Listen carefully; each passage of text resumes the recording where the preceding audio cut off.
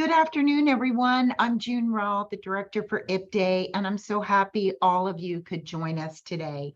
Today's webinar is titled New ELA Strategies for the Adult Learner. Today, we're going to explore some known and tested strategies really to improve reading comprehension for our students. Our webinar today is facilitated by Vanessa Nicholson. So thank you so much, Vanessa, for facilitating today. Before we do get started, I will remind you of a few housekeeping reminders. First off, as you know, your microphones are muted and you are in listen-only mode. Please think of some questions or comments throughout the presentation and put them in the Q&A option, and Vanessa and I will be monitoring them throughout the presentation. The presentation is recorded and it is archived on the IPDAY website within 48 hours. You have the PowerPoint and you also have the accompanying handbook, and that's already loaded onto the IPDAY website, so you can take it from there. So Vanessa, I'm going to turn it over to you, and let's get started with our webinar. Thank you so much, June, and good afternoon, everyone. I hope you are having a wonderful Wednesday. Thank you for being here with me this afternoon. Before I get started, I want to go over our agenda for this webinar. So we'll first talk about some of the literacy statistics that we have out there. We're going to talk about the components of reading. Then we'll get into the three strategies, TDQs, SQ3R, and GIST. And then we'll talk about some of the resources. Now, some of these strategies you may have heard of, some of them may be revamped, some of them might just be new to you, but all of them are really good strategies that can help with reading comprehension. So, like I said, I wanted to start with some data, some statistics. So, the Program of International Assessment of Adult Competencies, also known as the PIAC, also known as the Survey of Adult Skills, is a study of key cognitive and workplace skills of adults. Data is collected from adults ages 16 through 74 in the United States. This survey occurs at least one time per decade. The last survey they did was in 2017, and most recently they started conducting a survey again in October 2022. So we should have new data soon. So the data I'll be sharing with you is from the last survey of 2017, because the data they're now collecting and conducting from October 2022 is just not ready yet. So within the survey, before I show you the data and numbers, the data is divided into various levels. The levels are 1, 2, and 3. They have them for numeracy and literacy, but I'm going to focus more on the literacy portion. I just want to take a moment to give you a brief explanation of each of the level. So when you are looking at data, you know what it means when I'm saying level 1, level 2, and level 3. So level 1, you know, the levels at level 1 and below, adults at this level can be considered at risk for difficulties using or comprehending print material. The adults at the upper end of this level can read short text and understand the meaning enough to perform simple tasks. They may be able to understand basic vocabulary, and they may struggle may be functionally illiterate. Level 2 skills, adults at this level can be considered nearing proficiency, but still struggling to perform some tasks. Adults may be able to read print and digital text, relate multiple pieces of information within or across a couple documents, compare and contrast, and draw simple inferences. However, more complex inferencing and evaluation may be too difficult at level 2. So level 1 and level 2 are still are considered below.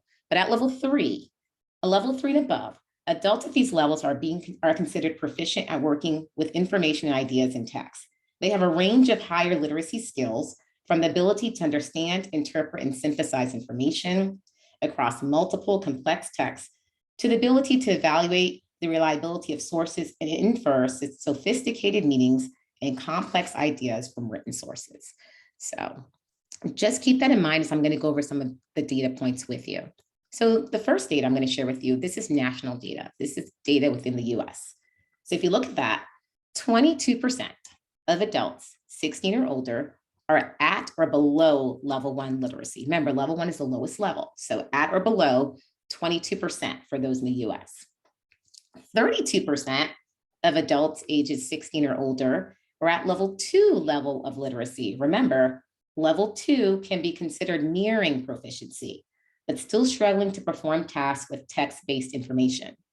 And then if you look at the third column, 46% of adults ages 16 or older at a level 3 and above for literacy. And I'll just pause for a few seconds so you can look at those numbers.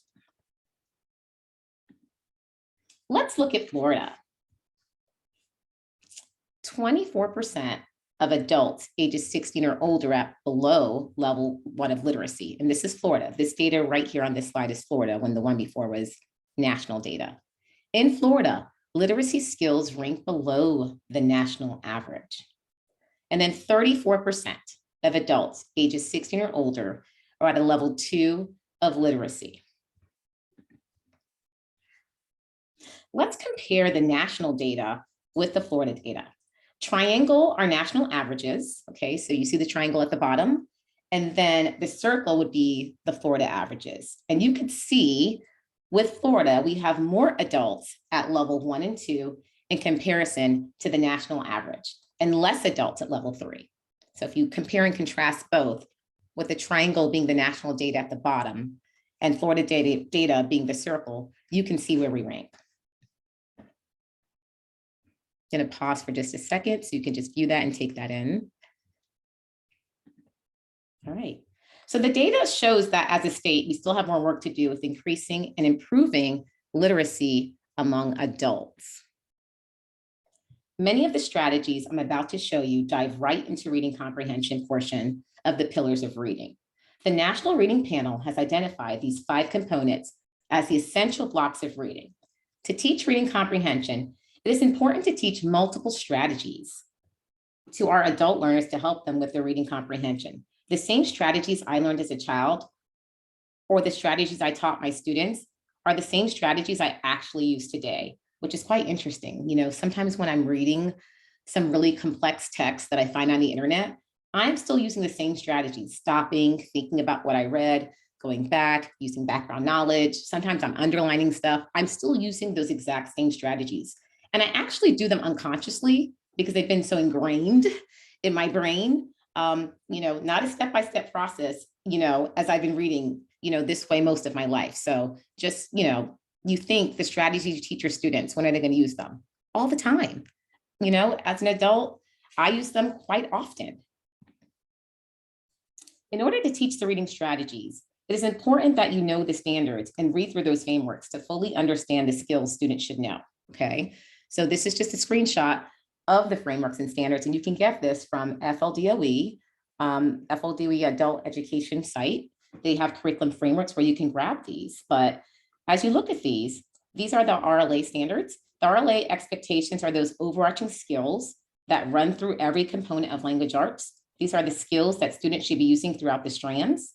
So as we move on to the strategies, I want to note that I know that there's been many reading strategies over the years, okay? I've been in education since, and I'm not going to tell you guys my age, but I'm going to reveal something which will give you a clue. I've been in education since the Sunshine State Standard days. And if you guys know it, then you know I've been around for quite a bit. So what I will say is that over the years, there's been a lot of reading strategies provided to us. And the 3 that I've chosen are more recent.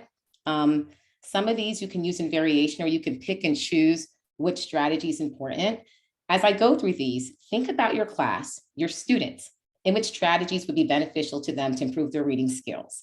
These strategies are just not for ABE, just not for GED. It can be used for ESOL as well.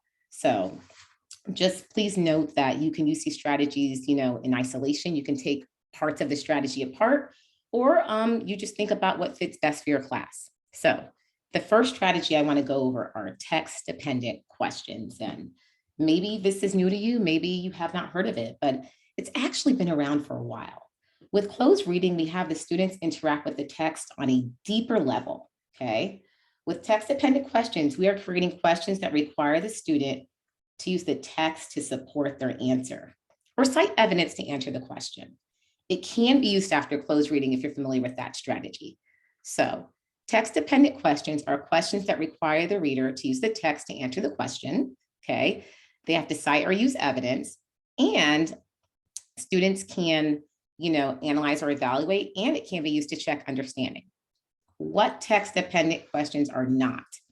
It's not asking students for their personal experience, okay? It's not reading a story and then saying, tell me your experience in walking a dog. Okay, that's not, you don't need to read the text for me to tell you my experience in walking a dog. That wouldn't be a text-dependent question, okay? Text-dependent questions do not use other sources to answer the question, and it doesn't require prior knowledge. Text-dependent questions, you have to use the text to answer the question. So how do you develop these text-dependent questions? And I'm going to show you examples of what they are and what they're not, but I just want to preview how you develop them. Start with backwards design or planning. When I'm developing text-dependent questions, I usually kind of already know what standard I'm teaching and what text I'm using, okay? Read the text and determine what you want students to know, what skills you want them to learn or apply, or how you want them to dive deeper into the text. That's kind of how I develop them. It'd be really hard to develop text-dependent questions if you don't know the standards you're trying to get to, or you don't know the story. It's kind of hard to do them on the spot, on the fly. And this really helped me when I was teaching, because I noticed within myself, I kept asking the same questions, usually very lower level questions. I was never really asking questions for them to deep dive. And honestly, when you're, as many of you know, when you're teaching, sometimes you get in the flow of things and, you might forget. So creating a bank of text-dependent questions that you already have can help you ensure that students are going back, thinking deeper and citing the text evidence. So text-dependent questions, or people call them TDQs, can be categorized into 3 buckets, or you can categorize them into as many buckets as you want, but I kind of frame them according to, classify them according to like standards. So the arrow is going down. So as it goes down, it gets progressively harder. So at the basic level, the bucket could be general understanding and key ideas and detailed questions like, what is the central idea of this? What details helped you arrive at that central idea? That would be like, I would say, that bucket. Then it can move on into vocabulary, text structure, and purpose or point of view, and then into the harder questions of inferencing, arguments, and intertextual connections. So let's look at some examples of what they are and what they're not. I chose Little Red Riding Hood, okay? I generally use text-dependent questions for informational text. I normally don't use them for fiction, fictional text, but I chose this because I feel like it's a story that most of us would be familiar with. So, and it's an easy way for me to give you an example of what a text-dependent question is and what it is not. So if you look to the left, or however it is appearing on your screen, you'll see a column with TDQs and not TDQs. So let's look at TDQs. Why is Little Red Riding Hood going to her grandmother's house? In order to answer this question, somebody would have to have read the story, go back and find the answer. What happened after the wolf gobbled up Little Red Riding Hood? Again, this is dependent on the text. Describe the relationship between Little Red and her grandmother. What evidence in the text tells you that? Again, going back to the text, okay? Let's look at some on the right that are not text-dependent questions. Have you ever walked in the park or woods? Yeah, I have. But that doesn't require me to go and read a story or read the text to answer that. You can ask me that at breakfast. Like, I don't need to read Little Red Riding Hood to learn about walking through the park. Here's another one. Little Red Riding Hood, she went to visit her grandmother. Tell me a time you went to visit a relative. Do I need to read the story Little Red Riding Hood to talk to you about the time I went to visit my cousin? I don't need the text.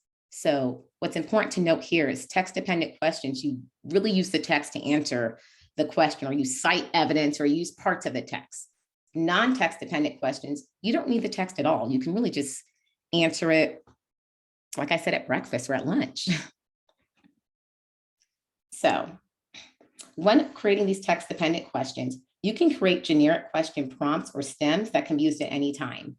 I used to have my text-dependent questions or my TDQs on a key ring because, like I said, at times when you're teaching, you can get, teaching is great. Like sometimes you have like a really awesome lesson, you get caught up like in the flow of it. So to ensure that I was asking those questions that were citing that evidence, I would have those questions on a key ring. And these are just some question stems or prompts.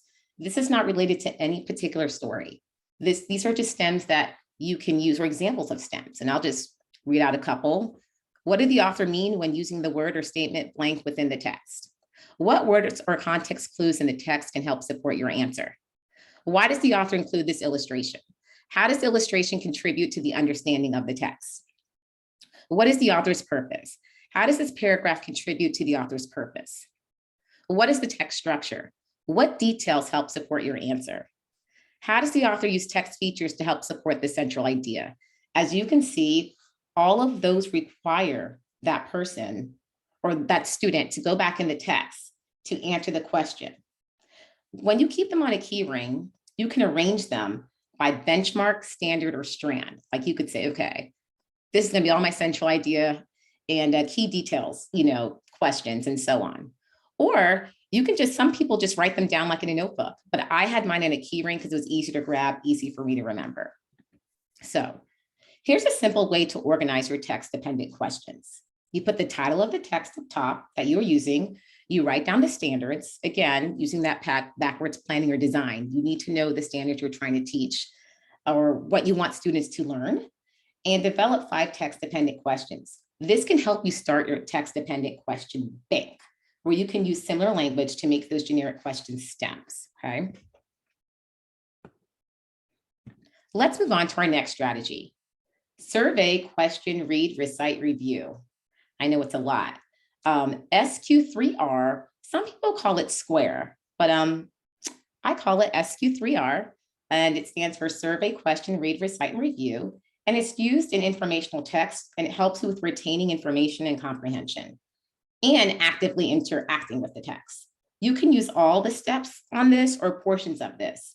This strategy is done before, during, and after reading, okay? So as I go through this, if you say, hey, I don't think I need all this for my class, that's fine. Take what you need from this strategy. So in SQ3R, S stands for survey.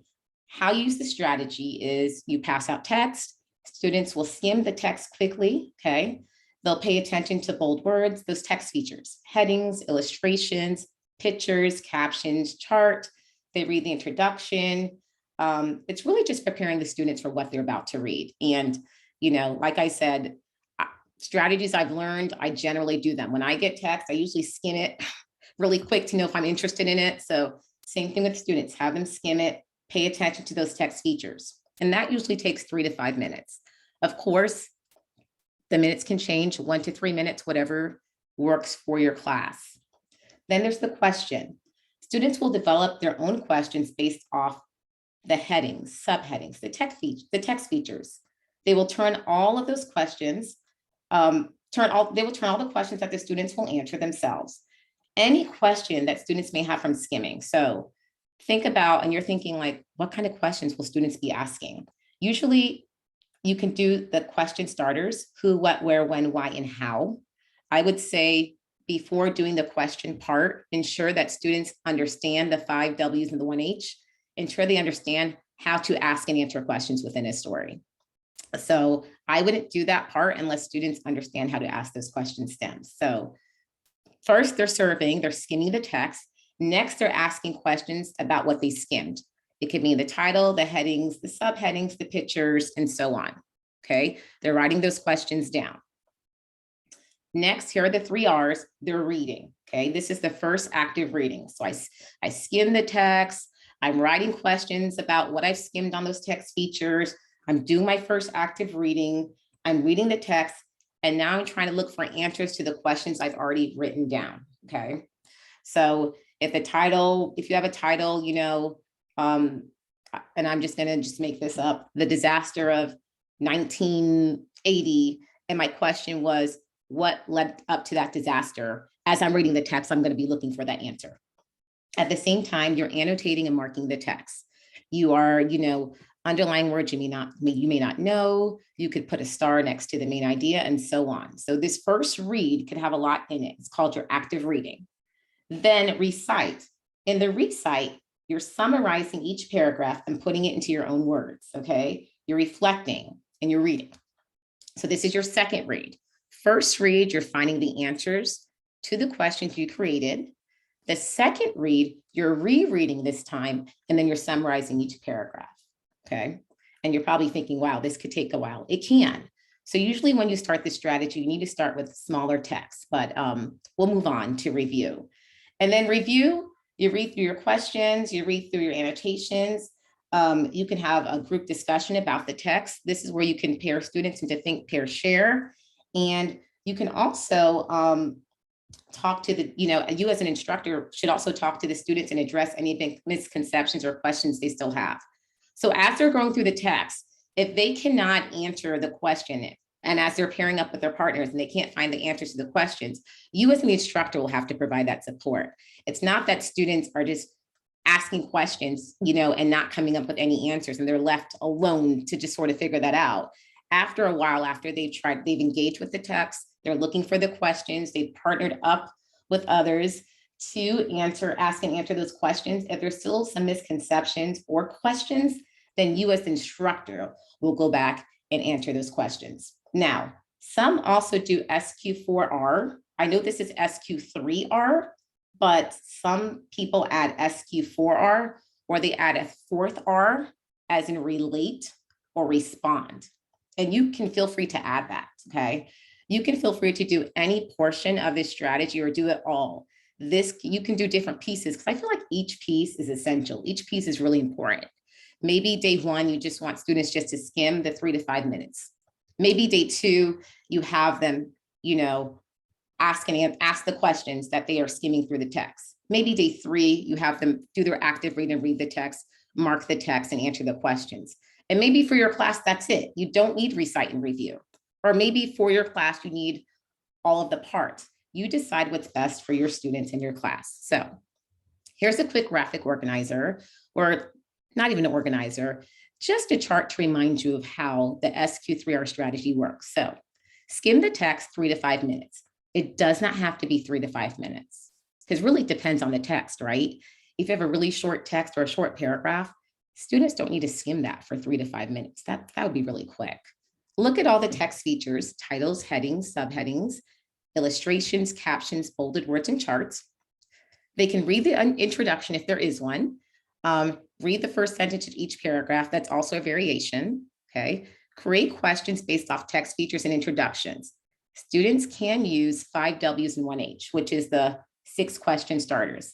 Again, you would need to already teach students how to do that, how to ask questions before giving them that.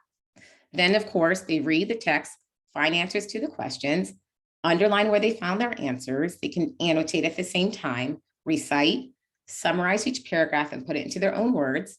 They can reflect, reread, write down any questions they still have, and then now they review. They review their questions and answers. They can do a think, pair, share, where they're partnering with the students to review their questions and answers. And then you as the instructor can still answer any misconceptions or questions they still had about the text. So again, with this strategy, you can take pieces of it or use all of it, because all of it's really good. The third strategy I'm going to show you is called the GIST reading strategy. And GIST stands for generate interactions between schemata and text. I know that's a lot to say, so we'll just say GIST. So it's good for all ELA, but I think this strategy is really good for ESOL students and lower level ABE, but anyone could use this strategy because, of course, it's different variations. The goal is for students to provide the GIST summary in less than 10 words. So they're going to provide a summary or the gist in less than 10 words. There can be variations to this. So in order to do the GIST strategy, it requires some chunking and annotation, okay? It helps them develop understanding of the text being read. It helps students summarize the text. It can also help students develop a central idea, and students can use this strategy while they're reading or after they have finished reading a text. So how to use the GIST strategy? Start with a small text. I recommend it, and not something too complex. You could start with just a paragraph. Students will write who or what the text is about. They'll write what is the most important information about the who or what, and then they'll write a GIST statement. in 10 or less words. And the hardest part that I find for students is trying to write it in less than 10 words. And it can be pretty difficult the harder text you go. Okay. So by using the GIST strategy and creating the small summaries for each section in longer text, the goal for students will be eventually to develop their own central idea. So you start small, they're summarizing it, but in longer text, we want them to eventually get to developing their own central idea. And if you look at point 3, I have can be 20 because that's for longer text. For short text, you want them to develop that summary really quick in 10 words or less. For longer text, you want them to have it in 20 or less words. So for more complex texts, like the longer ones, and this not just a little short paragraph, chunk paragraphs or divide paragraphs into smaller sections. Students will identify the who or what for each section or chunk. So if you have a longer text, you can chunk it or teach students how to chunk it. And then just for that first section, they'll identify the who or what the text is about. And then they'll identify the most important information about who or what the text is about. And they can write this off on the side. Okay. Then when students are finished reading, they can write the overall gist in about 20 words or less at the end. And I know it could be a little confusing at first, but students definitely get the hang of it. That's why I'm saying definitely start small, where they just have one paragraph where they know, hey, number 1, I'm going to write who or what the text is about. Number 2, I'm going to write the most important information about who or what the text is about. And number 3, I'm going to write my gist in 10 words or less.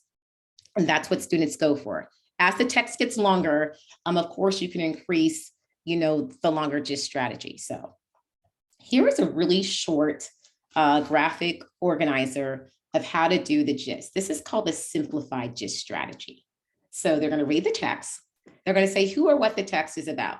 And I have circle where they can circle the who or they can circle the what, because not all text has a who. It could be a what, right? And then they'll circle it and they'll write it down. Then they'll write, the most important points in the text. And that could be the where, the when, the why, or the how. And then from those 2 pieces, they'll write the gist. And in the beginning, when you do this with students, it could be hard for them to stick to 10 words or less. That's why I have 10 lines there. So students can really stick to the gist and stick to 10 words or less versus writing a gist of 20 words in the beginning, because it's such a short text. It's not necessary to write a long gist or a long summary. Here's a longer gist for longer text. Title, course, who or what the text is. So this is when you're chunking. This is when you're taking that longer text and dividing it into sections, okay? So section 1, who or what the text is about. Then the most important information, which they should be able to pull out. Section 2, who or what the text is about. Then the most important information. Section 3, who or what the text is about. Then the most important information. Section 4, who or what the text is about. Then the most important information. Then at the end of this, they should be able to write a gist. And I put 20 words or less because, of course, with longer text, you may have more information to write. So the gist would be the summary at the end. And actually, like I said, this helps to develop that central idea in reading comprehension. So with that, when you are developing or putting these strategies, be explicit. Tell what the strategy is, how and when to use the strategy. And I remember, when I was in school and when I was actually teaching students, I would definitely tell them what the strategy is and when to use it, because you don't need to use a strategy for everything, right? It depends on what the text is. Is it a harder text? Should we use this strategy? If it's a simple text, should I use this strategy? Model, model, model. Have students practice using the strategy through guided practice. Don't just put the strategy on the board and say, hey, you guys have a free-for-all, you're on your own. Make sure you're modeling what this strategy is, how and when to use it. So when students come across that text, they know what strategy to apply. Have students use the strategy independently. And as they're using independently, make sure you're, watching and seeing if they're using the strategy correctly. A lot of times we give students reading strategies, and then you notice that they're not using it correctly. So they're not really getting what the strategy is used for. I wanted to also include some resources because you're thinking, I know I would be thinking, okay, we have all these strategies. Where am I going to use it? When can I use it? What articles do we have? So I kind of went through a bunch of websites and pulled stuff out. That way you would know, what articles, what databases they have. So there's ReadWorks, which is free. And it has a bunch of articles, a bunch of stories. You could filter by Lexile level and text type, which is really good, like fiction, nonfiction. That's what they mean by text type. Question sets. The only thing about ReadWorks is you'll need to create an account to access it. Okay. You can't just, select it offline and we're there. You have to create an account. Then there's News ELA or Newsella, whichever way you say it. They do have a free version, and these are all websites that have articles, stories, nonfiction, fiction, texts you can use to practice the strategies or any other strategy you have in your bank when it comes to reading. Newsella or News ELA is a free version, can access current event and articles. But if you want a version that can access more, it would cost some funding or some money for that. You also need to create an account. Then there's Common Lit, free. It is organized by grade level, which is great, and standard, which is like amazing. Lots of text in that one. Like it's just like it's a lie. It's a really, really good site. There's Reading Vine. It's another free site.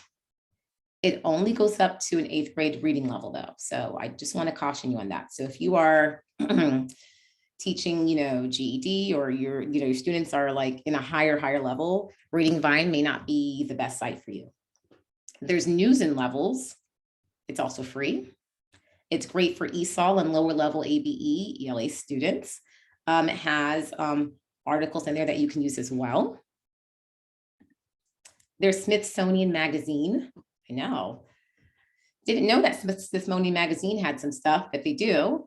They have many articles that students can read for free on various topics. There's Breaking News in English. It's also free. It's for ESOL and lower level ABE students, ELA.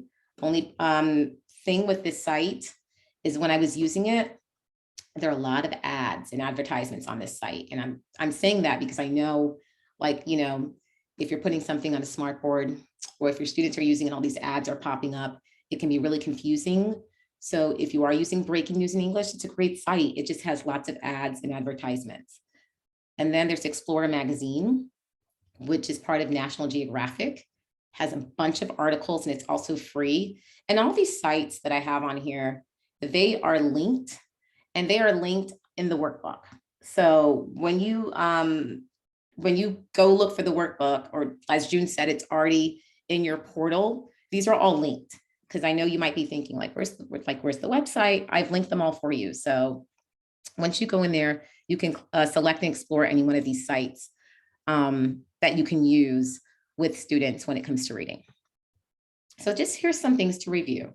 Text-dependent questions is a strategy to get students to cite evidence in text when providing an answer. I use TDQs. I've used them all the time, actually. I can't think of a time when I don't use TDQs. Remember to create a question bank. It'll make it a lot easier when you're reading the text that you can just create a bank of questions and you could just pull out and use based on the standard that you want students to understand or know by the end of that. It can be a lot harder when you're trying to think of these text-dependent questions on the fly. It can be difficult just thinking of it when you're in, when you're teaching and everything's so exciting and so much fun. It could be hard enough. Like I said, I used to get stuck asking those very lower level questions and not really asking those questions that would have students cite evidence and go to something more difficult. SQ3R, remember, it's a strategy that helps students actively interact with the text, retaining information and comprehension. You do not need to use the whole strategy. You can use some in isolation, depending on your class, depending on your students. And then GIST, having students get the gist of something is a strategy that helps students summarize information, okay? Remember, they're reading the text, talking about who or what the text is about, the most important points, writing a gist in 10 or less words. And then, of course, the longer text, you can chunk and have it in different sections, and then write the gist in 20 or less words. Remember, teach your students a variety of strategies they can use to improve their reading comprehension, okay? Model and explain what the strategy is and when to use the strategy. And then that concludes this portion of the webinar. Thank you so much for being here. I'm going to turn it right back over to June.